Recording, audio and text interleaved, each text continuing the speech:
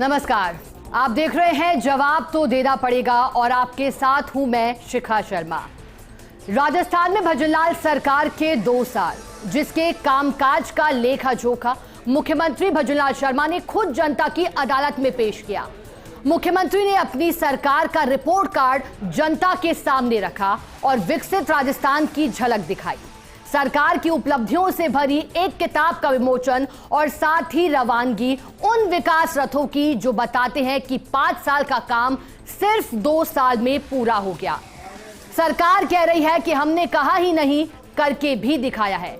392 में से 274 संकल्प पूरे कर 2 साल में 70% वादों पर काम पूरा किया है। वहीं पेयजल, कानून व्यवस्था, भ्रष्टाचार और युवाओं का भविष्य, इन मुद्दों पर पिछली सरकार पर आरोपों की झड़ी लगाई है।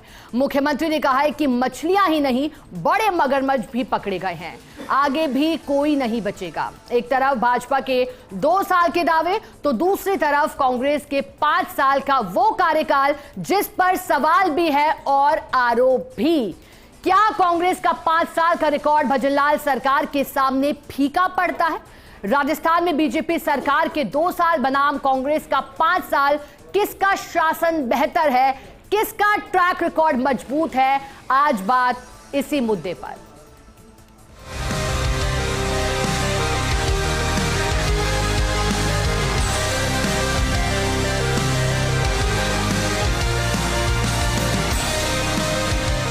भाजपा की सरकार ने केवल 2 वर्षों में कांग्रेस की पूरी 5 वर्ष की सरकार से ज्यादा काम किया।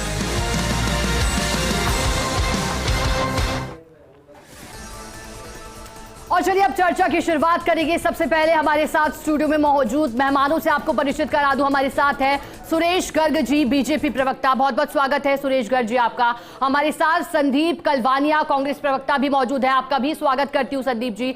साथ ही हमारे साथ मिथिलेश जैमिनी जी, राजनीतिक विश्लेषक भी हैं। आपका भी बहुत बहुत स्वागत करती हूं।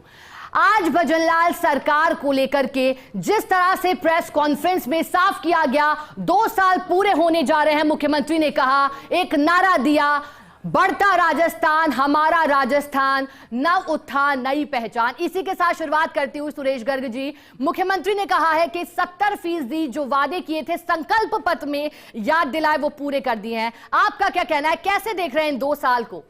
शिखा जी, निश्चित रूप से आज भजनलाल जी की सरकार ने 2 साल पूरे किए हैं। 2 साल के अंदर हमने 392 संकल्प लिए थे हमने 392, उसमें से 274 संकल्प हमने पूरे कर दिए।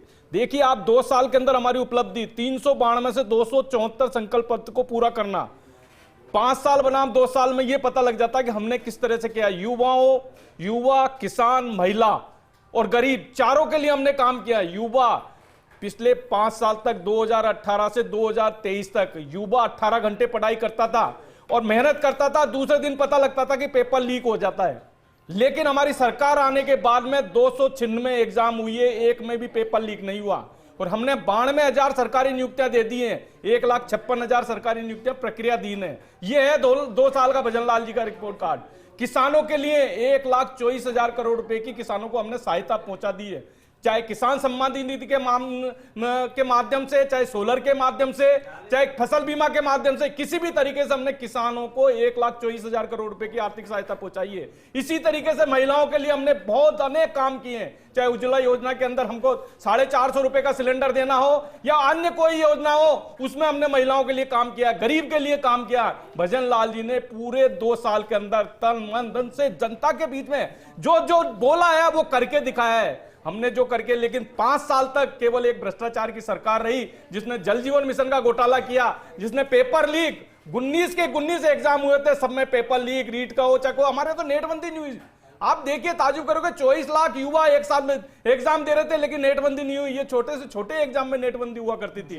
खुद पूर्व मुख्यमंत्री अशोक गहलोत जी को यह कहना पड़ रहा था कि शिक्षकों के तबादले के अंदर रिश्वत चलती है। खुद अशोक गहलोत जी को यह कहना पड़ता था कि इंजीनियर और ठेकेदार मिले हुए हैं भ्रष्टाचार में। जल जीवन मिशन का, चाहे इंदिरा रसोई का घोटाला हो, चाहे आरजीएचएस का घोटाला हो, कई तरीके के घोटाले, चाहे मोबाइल वितरण का घोटाला हो या फूड किट डिस्ट्रीब्यूशन का घोटाला हो। लेकिन हमारी सरकार आने के बाद में हमने हर चीज पे अंकुश लगाई है। साइबर फ्रॉड, जो मेवात एरिया के अंदर साइबर फ्रॉड हुआ करते थे, 3 लाख से ज्यादा मोबाइलों को हमने वहां पे ब्लॉक किए और वहां के जो साइबर फ्रॉड है उसमें से 70% हमने कम किए। आज अपराध के अंदर देखें तो 20% की कमी आई है राजस्थान के अंदर। तो हर क्षेत्र के अंदर भजन लाल जी ने 2 साल के अंदर वो काम किया है। चाहे ईआरसीपी को ले लीजिए, 5 साल तक लटकाए भटकाए रखा ईआरसीपी। हमारी सरकार आने के बाद सबसे पहले हमने उसका समझौता किया, इसके बाद में एमए किया और 26,000 करोड़ रुपए के कार्यादेश हो गए वहां पे। इसके बाद यमुना जल समझौता को ले लीजिए आप, यमुना जल समझौता के अंदर इन्होंने तो हरियाणा का जो मैनिफेस्टो था उसके अंदर मना किया था कि हम यमुना जल समझौता नहीं करेंगे, लेकिन हमारी सरकार आने के बाद में हमने जल समझौता भी किया, यमुना जल समझौता किया और डीपीआर भी उसकी बन रही है। तो हम हर क्षेत्र के अंदर जनता के विकास के लिए कृत संकल्प है भजन लाल जी की सरकार, और वो 2 साल के अंदर हमने करके दिखा दिया। अब तो जैसा कि आप जानकारी दे रहे हैं सुरेश गर्ग जी, संदीप कलवाना जी आप क्या कहना चाहेंगे? क्योंकि सुरेश गर्ग जी का साफ कहना है कि चारों खाने हमने कांग्रेस के चित कर दिए हैं, क्योंकि इन्होंने गिनाया, युवा की बात करी, साथ ही किसानों की बात करी। क्यों कांग्रेस पार्टी कह रही है कि कुछ नहीं किया 2 साल में सरकार ने? आप क्या कहेंगे जो बातें इन्होंने गिनाई, इन्होंने जिक्र किया 296 परीक्षाओं की और एक भी पेपर लीक ना होना, कैसे काउंटर करेंगे? शिखा जी, मैं आपको बताऊं, जो 2023 में भारतीय जनता पार्टी जिन वादों के साथ चुनाव में आई थी और वो सत्ता हथियाई थी इन्होंने, उनमें पूरी तरह से विफल है। आज मैं आपको बताऊं सिलसिलेवार तरीके से, चाहे युवाओं की बात कर लें, चाहे किसानों की बात कर लें, चाहे महिलाओं की, गरीबों की बात कर लें, चाहे शहरी विकास और ग्रामीण विकास की बात कर लें, उनमें पूरी तरह से विफल है। सबसे पहले मैं आपको बताऊं कि जो शिक्षा की जो बात कर रहे हैं, तो शिक्षा में इनके आज 1,25,000 से ज़्यादा पद रिक्त हैं और महज इन्होंने स्कूल व्याख्याता के 2200 पदों के लिए भर्ती निकाली है, भर्ती पूरी नहीं की है। वरिष्ठ अध्यापक के लिए 2200 पदों के लिए निकाली है, 5,000 पदों के लिए अध्यापक ग्रेड 3 के लिए इन्होंने भर्तियां निकाली है। एक बार शिखा जी आप या तो इनको रोक लें, अन्यथा बाद में डिबेट ये नहीं कर पाएंगे, क्योंकि नहीं बोल पाएंगे। लगातार ये भारतीय जनता पार्टी विफल है। मैं शहरी विकास की बात करने के लिए आपको बताऊं, शहरी विकास में आज चुनाव नहीं करा पा रहे, जो योजनाएं जो शहरी विकास की है वो ठप पड़ी हुई है क्योंकि चुनाव नहीं हो पा रहे। ग्रामीण विकास की आप जो बात कर रहे हैं, पंचायतों के चुनाव नहीं करा पा रहे हैं। पंचायतों के चुनाव में 5 साल का प्रावधान है चुनाव कराने के लिए, संविधान में प्रावधान है बाकायदा। आज ये चुनाव नहीं करा पा रहे, उसकी वजह से क्या हो रहा है, गांव में जो विकास की योजना है वो पूरी तरह से ठप है। भारतीय जनता पार्टी हार की वजह से चुनाव नहीं करा पा रही। किसने कहा था? चिकित्सा के मामले में चिकित्सा के मामले में 38% से ज्यादा पद रिक्त है, मगर आज लगातार वो पद रिक्त है और वहां पर आज चिकित्सा व्यवस्था चल रहा है। किसानों की जो बात कर रहे हैं आय दोगुना करने की बात, वो आज आय उनकी दोगुना नहीं है। लगातार जो किसान सम्मान निधि योजना है उसमें पूरी तरह से विफल है। आज आप ये देख लें, जब डिबेट शुरू हुई है तब इन्होंने काउंटर किया है, तो उनके बौखलाहट आप देखिए आज हाई कोर्ट की जब बात कर रहे हैं, ये कानून व्यवस्था की बात कर रहे हैं, हाई कोर्ट ने पिछले 5 दिन में बम से उठाने की धमकी दे दी, एक भी आरोपी को इन्होंने नहीं पकड़ा। आप हाई कोर्ट जैसी संस्था में आपसे 5 दिन से लगातार बम से उठाने की धमकियां आ रही हैं, तो कानून व्यवस्था की आप स्थिति देख लें कहां पर है। दूसरी बात मैं बता रहा हूं कि चिकित्सा की व्यवस्था में देख लें आप, एसएमएस हॉस्पिटल में मरीजों को इनकी लापरवाही की वजह से मर के जल गए। दूसरा 38% से अधिक पद रिक्त है, वहां पदों को नहीं भरा। इन्होंने ये कह रहे थे कि हमने शिक्षा के क्षेत्र में स्थानांतरण 100 दिन में स्थानांतरण नीति बनाएंगे, आज कोई स्थानांतरण नीति नहीं बनाई। महात्मा गांधी स्कूलों की हालत बेहाल है, वहाँ शिक्षकों की कमी है लगातार। वहां पर आप देखिए आज राजस्थान में शिक्षकों की जो कमी है वो लगातार है, स्कूलों की स्तर गिर चुका है शिक्षकों की कमी की वजह से, ये भर्ती नहीं करा पा रहे। और जो भर्तियों की बात करें 92,000 वो कांग्रेस के समय में निकाली हुई थी। एक भी भर्ती है बता दें जिन्होंने निकाली हो और इन्होंने ये भर्तियां की हैं आपने। आप लगातार आप ग्रामीण विकास में पंचायतों को चुनाव में पूरी तरह से विफल रहे हैं। आज इनकी बौखलाहट ये बता रही है, इनकी बौखलाहट बता रही है कि इन्होंने 2 साल में जुमलाबाजी के अलावा कुछ भी नहीं किया। इन्होंने बहानेबाजी की है, पंचायतों के चुनाव अटका दिए, इन्होंने नगरीय संस्थाओं के चुनाव अटका दिए। ये चुनाव कराने में पूरी तरह से विफल है, पूरी तरह से ये पर्ची की सरकार है। राजस्थान में सरकार के नाम पर एक दब्बा है और ये सरकार नहीं है, ये सर्कस है और ये पर्ची से बनी हुई सरकार है। ईआरसीपी पर क्या कहेंगे? ईआरसीपी को लेकर क्या कहेंगे? ईआरसीपी को लेकर क्या अभी ईआरसीपी में जो इन्होंने जो काम किया वो अभी कोई पब्लिक डोमेन में नहीं है, जब होगा तब उस पर चर्चा करेंगे। पूरी तरह से बरगला रहे ईआरसीपी के नाम पर। ये एक बता दें, जब ईआरसीपी ये किसी को पानी का एक लोटा भी पिला देंगे तब हम मानेंगे कि इन्होंने 5 साल में लोटा पानी तो ये आपकी मानसिकता है ना, ये तो ठीक है, कांग्रेस की मानसिकता है ये तो। ठीक है, दोबारा आपके पास आऊंगे। राजनीतिक विश्लेषक हमारे साथ मिथिलेश जैमिनी जी मौजूद है। मिथिलेश जी, एक तरफ भारतीय जनता पार्टी कह रही है कि 70% जो संकल्प पत्र के वादा है वो पूरा हुआ है। कांग्रेस पार्टी अभी भी कह रही है कि भर्तियां तो वो पूरी हुई हैं जो हमारे कार्यकाल में निकाली गई थी। सवाल जवाब लगातार आपस में हो रहे हैं। आप कैसे देख रहे हैं इस 2 साल के कार्यकाल को? क्या वाकई जो दावे किए जा रहे हैं वो कार्य धरातल पर उतरा है या अभी भी कुछ शेष? देखिए, सबसे सिखा इंपॉर्टेंट चीज ये है कि होनहार बिरवान के होठ चीखने पार। अगर कांग्रेस और बीजेपी की तुलना की जाए तो कांग्रेस सरकार में एक उप मुख्यमंत्री बनाया गया था, उसकी शपथ से लेकर आखिरी दम तक किस तरीके से जलील किया गया हम सबको पता है। लेकिन भजनलाल ने राजनीतिक कौशल दिखाते हुए, क्योंकि वो किसान और गांव के बेटे हैं, दोनों उप मुख्यमंत्रियों को आज भी अपने साथ, हर काम में अपने साथ। तो ये बताता है बेसिक डिफरेंस 5 साल बनाम 2 साल में जो राजनीतिक दरकरार है, जो एक राजनीतिक सद्भाव की दरकार है वो। दूसरा भी यूथ की बात कर रहे थे, टीचर की बात कर रहे थे कांग्रेस प्रवक्ता। आपको याद होगा रीट की परीक्षा हुई थी 2021 में, सितंबर 2021 में, फिर पेपर लीक हो गया था। ठीक है, 3 साल बाद भजनलाल जी ने रीट की परीक्षा कराई 1.5 साल बाद, और भर्ती होने जा रही है जनवरी में।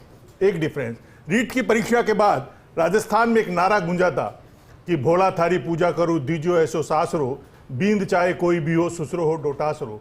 वो नारा भजनलाल सरकार में भारतीय जनता पार्टी की कपोल कपिल बातें हैं, जो उनको बातें उठी, जो आप जो बता रहे हैं। हमारे समय में जो पेपर आउट हुआ था उसमें सख्त कानून हमने बनाया था, और उसके बाद में आज जो राजस्थान में भर्तियां हो रही है उसमें पेपर आउट नहीं हो रहा। और जो पेपर आउट की आप बात कर रहे हैं, पेपर आउट की बात कर रहे हैं, ये इन्हीं की राज्यों जहां पर इनकी सरकारें हैं, यूपी और गुजरात में, वहां से पनपे हुए हरियाणा, यूपी, गुजरात, वहां से पनपे हुए लोग थे, उनको हमने सख्त किया है और उसके बाद में एक भी पेपर आउट नहीं हुआ। जो एक और इम्पोर्टेंट चीज है यूथ के लिहाज से कि 2 साल में आप देखें ना, एसआई भर्ती में इन्होंने क्या कहा था कि हम एसआई भर्ती को निरस्त करवाएंगे। एसआई भर्ती निरस्त नहीं क्या? आज उन्होंने एसआई भर्ती में कह रहे थे कि हम बड़े बड़े मगरमच्छों को पकड़ेंगे, एक भी भर्ती है इन्होंने निरस्त की तो बता दें। हमारी सरकार ने जवाबदेही दी, और अगर कोई पेपर आउट हुआ तो हमारी सरकार ने उस पेपर को रद्द किया, दोबारा नए सिरे से पारदर्शी तरीके से भर्ती करवाई है। ठीक है, जिसमें 20% की कमी आई है हमारे गिना दीजिएगा। संदीप जी, आप भी एक बार, मिथिलेश जैमिनी जी भी, आप दोनों की बातों का जवाब दें। आपकी सरकार है, हमने एक बार 2 साल के अंदर जनता को भर्ती किया है। आपके जनता के चुनाव में मुख्यमंत्री ने आपकी बात बोलेंगे तो हम जनता तक कैसे बताएंगे कि राजनीतिक विश्लेषक का क्या सोचना है? सुरेश गर्ग जी, एक बार अगर आप दोनों ही बात करते रहेंगे, आपस में चर्चा करते रहेंगे, तो राजनीतिक विश्लेषक का क्या सोचना है वो जनता तक नहीं पहुंच पाएगा। जी देखिए, सबसे इंपॉर्टेंट चीज है कि जो बेसिक इंफ्रास्ट्रक्चर राइजिंग राजस्थान या आज की तारीख में अगर उद्योग में निवेश है तो सड़क बहुत इंपॉर्टेंट चीज है। इस 2 साल में 27,000 करोड़ की सड़क का काम हुआ, जो एक बेमिसाल है, वो भी सरकार के दिन में बिना पीपी किसी मोड़ पे। दूसरा, पानी का, जिसे कहा जाता है कि भजनलाल भागीरथ है आधुनिक, उन्होंने चाहे रामजल सेतु हो, यमुना जल समझौता हो, एक इंपॉर्टेंट काम किया कि 25,000 करोड़ के टेंडर जो अशोक गहलोत सरकार में पूलिंग के कारण, एक खबरें छपी बड़े अखबारों में कि 25,000 करोड़ के टेंडर पूल हो रहे हैं, उन 25,000 करोड़ के टेंडर की रेट 40% ऊपर थी। इसी सरकार ने उसको 15% पर लाकर 6,000 करोड़ रुपए बचाए, और अब ऐसी व्यवस्था कर दी भजनलाल ने कि कोई भी जलदाय विभाग में जो टेंडर होंगे उनमें पूलिंग नहीं होगी। इसको मैं बहुत बड़ी उपलब्धि मानता हूं कि करप्शन पर एक बहुत बड़ा प्रहार है। दूसरा एक इंपॉर्टेंट चीज है राजस्थान के लिए, हिंदुस्तान में सबसे ज्यादा बैटरी आधारित सोलर एनर्जी के लिए सबसे ज्यादा बैटरियां हिंदुस्तान की राजस्थान को मिलेगी। 5,000 मेगावाट, यानी अब जो सोलर से दिन में ऊर्जा मिलेगी वो बैटरी के द्वारा कन्वर्ट होकर मिल जाएगी, यानी न बिजली, न पानी, न किसी का खर्चा किए बिना। ये राजस्थान को एक एनर्जी हब बनाने का काम भजनलाल सरकार भी, उसमें मोदी जी का जो डबल इंजन की सरकार की सबसे बड़ी गिफ्ट मानता हूं। एक और इंपॉर्टेंट काम है कि राजस्थान को रेगिस्तान कहा जाता था, इस भागीरथ ने एक और काम किया कि सांचौर से लेकर जो समुद्री तट है उसको जोड़ने का एक प्रोजेक्ट शुरू कर दिया और 10,000 करोड़ का प्रोजेक्ट है। वो जिस दिन सांचौर में समुद्र का पानी आ जाएगा, ट्रांसपोर्ट वैल्यू जीरो हो जाएगी, यानी सीधे जो समुद्री पोत से वहां से सामान आएगा विदेशों से, वो सीधे राजस्थान की धरा पे आ जाएगा। उस पर काम शुरू हो गया। तो कुल मिलाकर जो एक नए व्यक्ति ने मुख्यमंत्री बने, कई बार कांग्रेस ने कटाक्ष किए, लेकिन इंपॉर्टेंट चीज है कि बड़ी सहजता, सरलता और सादगी के साथ सबको साथ लेते हुए 2 साल में कहीं न कहीं ग्राउंड पर लोगों को, किसानों को 9,000 रुपए मिल रहे हैं, किसान सम्मान निधि, बहुत बड़ी उपलब्धि है क्योंकि वो खुद किसान है। तो ये एक इंपॉर्टेंट जो नारा इन्होंने दिया है कि नई पहचान, और मैं कहूंगा कि नव उत्थान, नई पहचान और भजनलाल के काम महान। अगर इंपॉर्टेंट जो उनकी डिलीवरी है वो इंपॉर्टेंट, अब विपक्ष का काम है विरोध करना, वो करे, वो एक अच्छा काम है। कुछ सुधारों की दरकार है, जैसे एथेनॉल का जो माहौल बना है। अभी कह रहे थे कि सुरेश जी कि हमारा कोई इंटरनेट बंद नहीं हुआ, लेकिन टिब्बी में इंटरनेट आज भी बंद है। तो ये एक कंट्रोल करने की दरकार है। लॉ एंड ऑर्डर पर जो भजनलाल ने कहा कि उनकी सरकार में कहा था मर्दों वाला प्रदेश, और दिया कुमारी जब सांसद थी तो उन्होंने कहा था कि राजस्थान रेपिस्तान बन गया। तो कुल मिलाकर भजनलाल ने 2 साल में सबको साथ लेकर, दोनों उप मुख्यमंत्रियों को साथ कर, जो सबसे बड़ी चुनौती है कांग्रेस में जो आज तक बनी हुई है कि अभिमन्यु पुनिया पर हमला हुआ और उनके प्रदेश अध्यक्ष ने ट्वीट में क्या लिखा कि किसान आंदोलन, ये नहीं लिखा कि एथेनॉल फैक्ट्री जिसका एमओयू हमने किया। ये कांग्रेस में, क्योंकि अभिमन्यु पुनिया सचिन पायलट समर्थक है, ये जो लड़ाई उपकी और मुख्यमंत्री की चल रही है, वो लड़ाई का नजारा भजनलाल की सरकार में पेश नहीं किया। एजुकेशन में 2100 मेडिकल स्टूडेंट बढ़ गए। राजस्थान में कहा जाता था कि डॉक्टर नहीं, नीम हकीम खतरे जान, हम आए दिन खबरें पढ़ते थे, झोला छाप डॉक्टरों ने ये कर दिया, लेकिन 2100 मेडिकल स्टूडेंट की सीटें बढ़ा दी भजनलाल ने। ये बड़ी उपलब्धि है। 71 कॉलेजें खोल दी, काफी कुछ किया है। पहली बार किरोड़ीलाल मीणा जैसा कृषि मंत्री मिला जिसने खाद बीज पर छापे मारे, नहीं मिल रहा। छापे मारे कनाडा के। देखिए कनाडा के किसान कल आए और कनाडा के किसानों ने कहा कि हम इनको इंटरनेशनल अवार्ड देना चाहते हैं। आप देखें जो कनाडा के किसान ने कहा, 2 साल में हमने इतना काम कर दिया। कनाडा के किसान ने। अब देखिए कांग्रेस के लिए एक ही शुभ सूचना है, कांग्रेस के लिए एक ही शुभ सूचना है जो डोटासरा जी पहले दिन से कह रहे हैं कि वसुंधरा राजे जी आज दिल्ली में प्रधानमंत्री से मिल ली है। तो 2 साल पर बीजेपी के लिए, कांग्रेस के लिए एक उपलब्धि है कि वसुंधरा राजे जी नरेंद्र मोदी से मिल ली है, जो बार बार ये डोटासरा जी कहते हैं बड़ी पर्ची बदलेगी या नहीं बदलेगी। तो एक पुटिया मिल गया कि अंता की हार के बाद वसुंधरा राजे जी दिल्ली में मिल गई। तो कांग्रेस के पास एक सामान है कि वो जो बार बार वसुंधरा जी की पैरवी करते हैं, वो जरूर आज पैरवी कर सकते हैं कि भाई वहां मिली है, सरकार के 2 साल पूरे हो रहे हैं। तो कुल मिलाकर एक इनोवेशन जो जिस तरीके के स्टार्टअप फेस्ट यूथ के लिए कर रहे हैं, तो कुल मिलाकर एक विजनरी नजर आ रहा है। राइजिंग राजस्थान में 7 लाख करोड़ के एमओयू हो जाना, ये बड़ी बात है। धीरे धीरे करोड़ के हो गए साहब। हाँ, 1 लाख करोड़ के।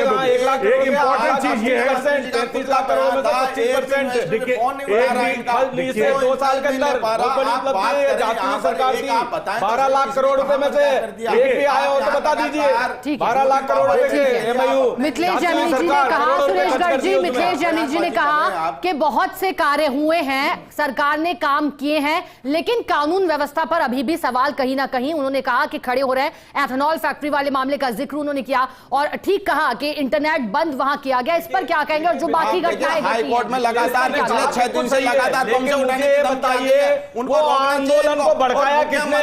2022 का एमओयू कांग्रेस की सरकार थी, के मामले बढ़े हैं, कांग्रेस की सरकार थी, 2022 के अंदर एमओयू हुआ था। आज कांग्रेस ही उन्हीं किसानों को भड़का रहे हैं, दूसरे राज्यों के किसानों को लाके वहां पे भड़का रहे हैं। इस तरह की घिनौनी हरकतें कर रहे हैं ये लोग, इस तरह की घिनौनी हरकतें कर रहे हैं। अरे भाई तुम्हारे समय का एमओयू था, अब क्या बात हो गई? क्यों आप उसको आंदोलन को भड़का रहे हो? क्यों किसानों को भड़का रहे हो आप? तो इसलिए कह रहे हैं कि ये जो सरकार है, ये सरकार भ्रष्टाचारी वाली सरकार थी, भ्रष्टाचारी वाली सरकार थी। इनको तकलीफ हो रही है। 2 साल के अंदर हमने जो उपलब्धियां की है वो इनके लिए बच नहीं रही। जो हमने युवाओं के लिए, किसानों के लिए, महिलाओं के लिए, गरीब के लिए जो काम किया है वो ये जिंदगी में कभी भी नहीं कर सकते। हो रही है, इस पर बयान देना है। जयपुर में आज भी जलापूर्ति टैंकरों से हो रही है, जयपुर की कार्रवाई करते हैं, तुरंत पकड़ में आते हैं, अफसरों को खिलाफ संज्ञान में लेते हैं, अभियोजन करते हैं। आपके टाइम पे तो योजना वन के बिल्डिंग में सोने की सिल्लियां मिली, लोकतंत्र की हत्या की है आपने, जो संविधान के प्रावधान है 244 वो सोने की सिल्लियां किसकी थी योजना वन की बिल्डिंग के अंदर? ये काम किया था आपने, वादे कर रही 5 साल है। और के अंदर आपके जो मंत्री हैं, बयानवीर मंत्री, जो कह रहे हैं कि चुनाव हम अगले महीने में करा देंगे, फिर दूसरा महीना निकल जाता है, फिर कह रहे हैं हम चुनाव करा देंगे। क्या ओबीसी आयोग की समीक्षा होगी या नहीं होगी? 4 महीने हो गए, उसके बाद भी आपको जिले बनाए थे, उसका परिसीमन करना जरूरी है, वोटर लिस्ट ओबीसी आयोग के आधार पे आप लगातार चुनाव टालते जा रहे हैं। हाई कोर्ट ने आपको फटकार लगाई है कि आप 15 अप्रैल 2026 से पहले चुनाव कराएं। संदीप जी जनता को बताएंगे कि 15 अप्रैल 2026 से आप पहले इस पर जवाब दीजिएगा। उन्होंने कहा कि क्या एक देश एक चुनाव होना जरूरी है या नहीं? क्योंकि प्रावधान के तहत करवा रहे हैं, कौन सा प्रावधान के तहत? इन्होंने कोई चर्चा करवाई है? आपने कोई कानून बनाया? कोई चर्चा करवाई? कोई कैबिनेट का विरोध है आपको? कोई सरकार आपने 2-2 साल तक चुनाव नहीं कराए थे, इन्होंने विश्वास आपने 2-2 साल ऐसे तक चुनाव बरगला कराए थे भैया। हम तो एक राज्य एक चुनाव करा रहे हैं, परिसीमन कराया आपने। कौन से कानून बताइए, आपने 17 जिले किस हैसियत से बनाए थे? किस हैसियत से? केवल चुनावी फायदा लेने के लिए था ना? चुनावी फायदा लेने के लिए था ना आपने 17 जिले क्यों बनाए थे? कौन सा इंफ्रास्ट्रक्चर था आपके पास में? सरकार ने रिवाइव कर दिया ना जिलों की बात, अब तो उसको लेकर रिवाइव कर दिया गया। संभाग बना दिए, 3 संभाग बना दिए, बिना सोचे समझे, बिना इंफ्रास्ट्रक्चर के। अरे भाई आप देखिए तो सही ना, जरूरत क्या है यहाँ पे? जरूरत क्या है? केवल भ्रष्टाचार करना और कुछ नहीं। इनका मकसद एक ही था, भ्रष्टाचार करना। आप एक तरफ तो कह रहे हैं कि छोटे जिलों की आवश्यकता नहीं, दूसरी तरफ कह रहे हो कि छोटे ग्राम जिलों की नहीं। हम तो ये कह रहे हैं कि जिनकी आवश्यकता, जहाँ पे जिला बनाने की आवश्यकता वहाँ जिला बनाना चाहिए। आपने राजनीतिक फायदा लेने के लिए बनाया, लेकिन राजनीतिक फायदा भी तो नहीं मिला आपको। वो राजनीतिक फायदा भी तो नहीं मिला आपको भैया। पर्ची की सरकार है, निश्चित रूप से आने वाले दिनों में ठीक है संदीप जी, मिथिलेश जी आप क्या कहेंगे? पर लगाए जा रहे हैं, इस बीच आप क्या कहेंगे? दो जिलों को लेकर भी फैसला किया गया। सुरेश जी ठीक है, अभी सरकार के कामकाज को लेकर बात करें। सुरेश जी ठीक है, संदीप जी आप भी, संदीप जी ठीक है, संदीप जी एक बार रोकना चाहूंगी मैं, मिथिलेश जी से जानकारी लेंगे। संदीप जी एक बार रोकना चाहूंगी। मिथिलेश जी आप इस पर क्या कहेंगे? क्योंकि अब आरोप तो लगा ही रहे हैं, लेकिन जब कामकाज गिनाए गए तो घेरा भी, और चाहे ईआरसीपी की बात कही हो, रामजल सेतु की बात कही हो, आप इस पर कैसे देख रहे हैं जो आरोप जिलों को लेकर भी लगाए गए? क्योंकि सुरेश जी का कहना है कि कांग्रेस में जो कार्य किए वो सब योजनाओं को लटकाने भटकाने के लिए किए। आप इस पर क्या कहेंगे? ठीक है, सबसे इंपॉर्टेंट है कि कांग्रेस के लोगों को नवनेरा बांध से जाकर देख के आना चाहिए। कंपनियों ने अपने कैंप लगाना शुरू कर दिया, चंबल में पुल बनना का काम शुरू हो गया। दूसरा जो एक इंपॉर्टेंट चीज है, जो पूर्व उपराष्ट्रपति और शेखावटी के दिग्गज नेता भैरव सिंह शेखावत का एक दिवा स्वप्न था कि यमुना का पानी शेखावाटी में आए, और पहली बार हथनी बैराज तक, आप सुनिए, हथनी बैराज पर, हथनी बैराज तक पहली बार ग्राउंड सर्वे करवाया गया है। पहली बार ग्राउंड सर्वे करवाया गया है। जो आप शेखावाटी, जो आप देखिए, जो भजनलाल जी ने कहा कि डोटासरा जी को पानी हम पिलाएंगे, चीका चीरू, देखिए काम एक दिन में नहीं होता, जो कपोल कल्पित नहीं, काम धीरे धीरे होते हैं। आज जो समस्या है, देखिए सबसे इंपॉर्टेंट चीज है, संवैधानिक प्रावधानों की हत्या कर रही है भारतीय जनता पार्टी, आप उसमें क्यों नहीं बोल रहे? आप बताओ ना, नगरीय चुनाव क्यों नहीं करा पा रहे? पंचायतों के चुनाव क्यों नहीं बोल रहे? ऐसा ही नहीं कर पा रहे। संदीप जी की बात का मान रखते हैं, इस पर भी बताइएगा कि जो चुनाव की बात लगातार कांग्रेस पार्टी घेर रही है कि अब तक क्यों नहीं हुए, उस पर आप क्या कहेंगे? उत्तराखंड में भी अभी पंचायती राज के पूरे चुनाव नहीं हुए, कई राज्यों में चुनाव नहीं हुए। अब 15 अप्रैल के पहले हाई कोर्ट का आदेश है, हाई कोर्ट के आदेश के बाद 15 अप्रैल के पहले चुनाव होंगे। इसमें अब कोई शक शुबा रहा नहीं, इस पर बहस करने से कोई फायदा है नहीं, हाई कोर्ट की टिप्पणी आ चुकी। सबसे इंपॉर्टेंट चीज है, कार्यक्रम तो बाद में होंगे, आज थोड़ी जारी होंगे। 15 अप्रैल लगा दिया, 4 महीने बड़े आप हमने जो इक्का जाहिर किया हाईकोर्ट ने भी हमारा ठप्पा लगा दिया उस चीज पे। अभी तो कह रहे हैं इनके बयान में देखिए, जो सबसे इम्पोर्टेंट चीज मई जून में चुनाव करवाएंगे, ये कहां करवा रहे हो? जनता ने आपको नकार दिया ना, देना पड़ा, जनता ने नकार दिया ना, देना पड़ा, जनता ने नकार दिया ना आपको, जनता ने नकार दिया ना। अरे इससे पहले भी चुनाव हुए थे, बिहार में क्या हुआ? अच्छा चलो बिहार में क्या हुआ? अरे बिहार में क्या हुआ ये बता दो, बिहार में क्या हुआ? वोट चोरी हुआ क्या हुआ? वोट चोर से बिहार में क्या हुआ? आपकी तो सरकारी वोट चोर से बनी है। तो फिर अंता में कैसे जीत गए? अगर बिहार में ऐसा हुआ तो अंता में कैसे जीत गए बता दो आप? अंता में कैसे जीत गए आप? आपके मुख्यमंत्री जी ने कहा था कि आज हमारे अंता चुनाव जो है वो राज्य सरकार के कार्यकाल को उसकी सफलता को तय करेगा। मगर आप देखें 8 में से 5 चुनाव भारतीय जनता पार्टी जीत के आई है भैया। 8 में से आपकी 5 सीटें छीन के आए हम, 5 सीटें लेके आए आपकी चुनाव में, 5 सीटें के चुनाव में पूरी 8 में से 5 लेके आए हम, पूरी तरह से हार का बता दीजिए आप क्या करके आए हो? और देखिए आपकी सीटें जीती है, झुनझुनू जैसी सीट, लोकतंत्र में जैसी सीट, रामगढ़ जैसी सीट, भारतीय जनता पार्टी जीती भैया। करती है जो जनता ने भैया आपका कर दिया है, आपको पूरी तरह से आपका साफ कर दिया है, आपकी सरकार मुंह दिखाने लायक नहीं रही अब प्रदेश में। देखिए शिखा जी, सबसे इंपॉर्टेंट चीज है कि बुराइयां भलाइयां चलती रहेगी, लेकिन इंपॉर्टेंट ये है कि 15 तारीख को मुख्यमंत्री का बर्थडे भी है, तो उस बर्थडे से पहले अगर और गिफ्टें वो स्टेट को देते हैं और वो ग्राउंड पर नजर आती है, मॉनिटरिंग एग्जीक्यूशन और उनका प्रॉपर वे में लागू होती है, तो वो स्टेट के लिए एक बड़ी उपलब्धि है। लोग आते रहेंगे, सरकारें जाती रहेंगी, अटल जी ने कहा था, ये इंपॉर्टेंट चीज नहीं, आपने डिलीवर क्या किया। तो डिलीवर करने में कहीं न कहीं भजनलाल सरकार यूथ के मामले में, नौजवान के मामले में कहीं आगे नजर आ रही है। और जो इंपॉर्टेंट पॉलिटिकल कौशल जो कहा जा रहा था कि भाई पर्ची से बार बार बोल रहे हैं, अपने दोनों उप मुख्यमंत्रियों को, आपके तो 3 बार के मुख्यमंत्री, देश के आईसीसी के जनरल सेक्रेटरी, 3 बार के पीसीसी चीफ, 3 बार के केंद्र में मंत्री, वो एक डिप्टी सीएम को साथ लेके नहीं चल सके। उनका राजनीतिक कौशल कहां चलेगे, यानी उनकी महत्वाकांक्षा कितनी उछाले पे थी।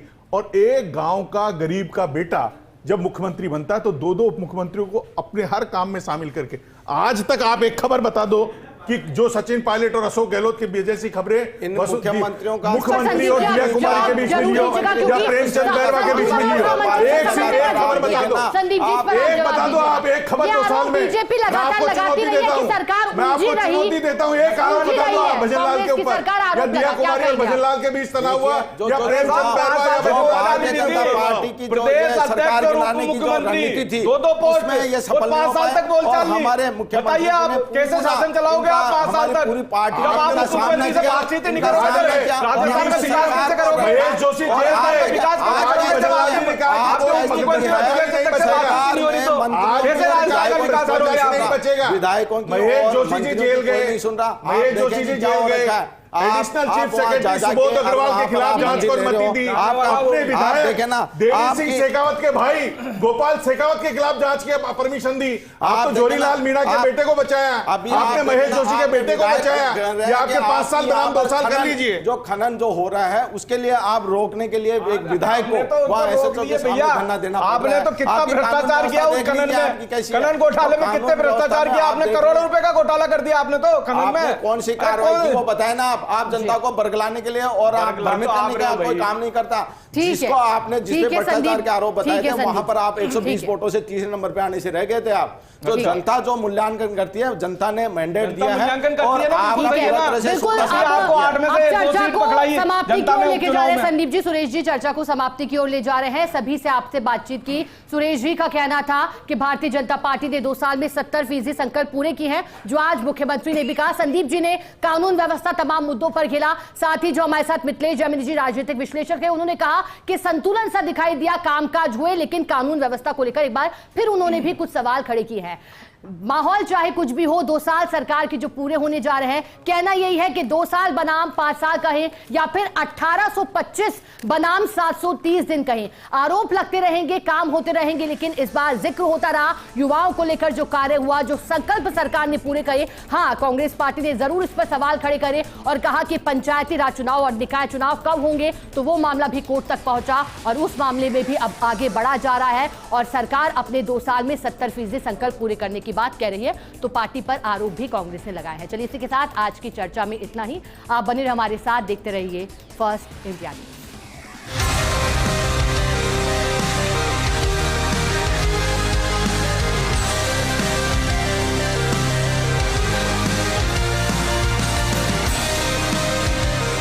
भाजपा की सरकार ने केवल 2 वर्षों में कांग्रेस की पूरी 5 वर्ष की सरकार से ज्यादा काम किया।